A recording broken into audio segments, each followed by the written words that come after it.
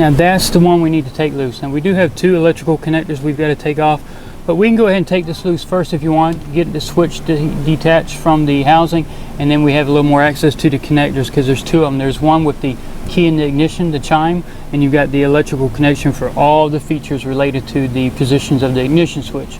There's our T10 tamper-proof Torx. That's our next step. Look real close to that Torx. See that little raised area in the center? It's like your typical torque fastener, except there's a little solid piece in the center that stops you from sliding a typical Torx, only because if it doesn't have the hole, it won't fit. Now we're going to use our tamper-proof T10 right here. You're going to have them if you want to do this repair. And like I said, they're nothing expensive. You can just get them at any parts store. It's just another tool you have to have. Now the rest of them we're not going to bother with. That was the only one we had to take off. Now once that fastener's off, the electrical portion just snaps on. So you're going to have to give it a kind of a good little pull or tug to get it off. And then once you pull it off, you start seeing a mechanism here. We've got a white plastic shaft that comes out, and there's some aluminum pieces around the side. The aluminum pieces on the side is what broke off on this one, preventing from turning the little keyed way inside of this switch. So what we need to do is we need to get the connectors off now.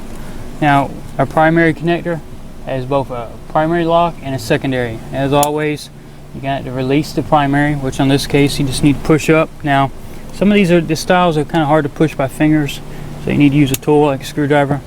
Primary is released, squeeze in on the secondary, and then start wiggling it as you're doing it. There we go, that one's off. Now we got to get the key in the ignition chime off.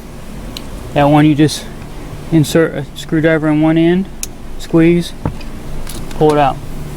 Now this is our electrical portion. If you look down in the hole, it's kind of it's got two curved areas and two flat areas. So it is keyed for something to go in there to rotate. If anything is broke off, it's not going to rotate, and that's what happened. This is the replacement piece, so let me show you what it's supposed to look like. You see there's a body of aluminum right here all the way around, except one half of that plastic. Now that's all got to be there because that is what goes in the electrical portion of the ignition switch. That is what's keyed to it. Not keyed like a key, but keyed as in only goes one way.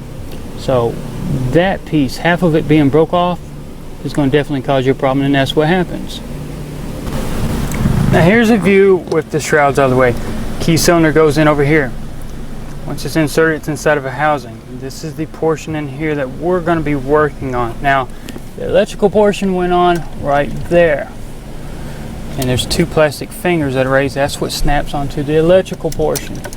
So that's what we're going to be working on, is in this location right here. What you see right here with this cable, that's your shift interlock. That's what prevents you from taking the key out unless it's in park. Shift interlock, basically the same thing. You can't take the gear shift out of park unless the key's in. Works both ways. That's the mechanism we've got to take out as far as sliding the cable out, and we'll start taking that cover off as well. Like I said, electrical portion of the ignition switch, the linkage assembly, which is part of the housing, and then our key cylinder right here. Now in order to release that shift interlock, you can pull down on the lock here and pull the cable all you want, but it's not going to come out. The reason why it's not going to come out is because the key cylinder has to be turned. All you need to do is insert the key, turn it.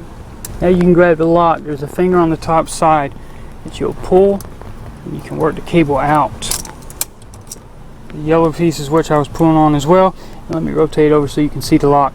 There is the lock that I was squeezing in. Now it's up top where you can't quite see it, but you'll squeeze in on that and you'll slide everything out, but the key has to be turned for that. Now that we got that out of the way, we can start working on getting the key cylinder removed from the housing. Now the way you remove this key cylinder that the key goes into is this little axis right here. I told you that shroud up under had a hole. The hole lines up with this piece right here. Now when the key is turned completely, you cannot depress that. It will make no difference. Now what we've got to do, we've got to be able to depress it. So what we got to do, we got to turn the key again. Once we turn it, we can actually insert something in there to push in on it, and once we push in on it, the key cylinder will slide out.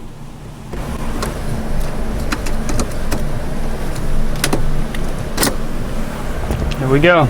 Key cylinder's out. We can set that off to the side. That's what houses the actual tumblers and the mechanism for the key. Every cut of this key right here, there are tumblers inside this assembly that match up. So that is your mechanical portion of the ignition switch / key cylinder.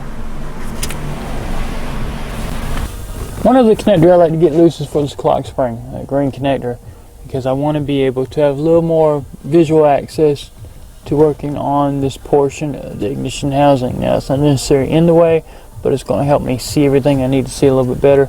Now, this clock spring connector has a 2-stage lock. The red you need to pull down on, and you need to squeeze in on the other half and set it to the side. Now we've got a clear shot of what we're going to be working on right here. Now we've got 2 tamper-proof Torx again. These are going to be T10s. So we've got the same T10 that we used earlier to get the ignition switch electrical portion off. We'll start backing these all the way off. Keep them in a place where you won't lose them. Now, keep some pressure on here because there is a spring inside. This little circle right here, there's a spring on the backside pushing up. So when you come down, just get ready to grab that spring. There we go. Here's the spring I was talking about. And that's the recess that it sits in. It sits in there just like this. So that's what was the spring tension we were feeling. But definitely keep some pressure on it. Sit that neatly to the side because we will be reusing that. Now, everything we're looking at right here is what we're going to be replacing. That's what's going to come in that Dorman repair kit.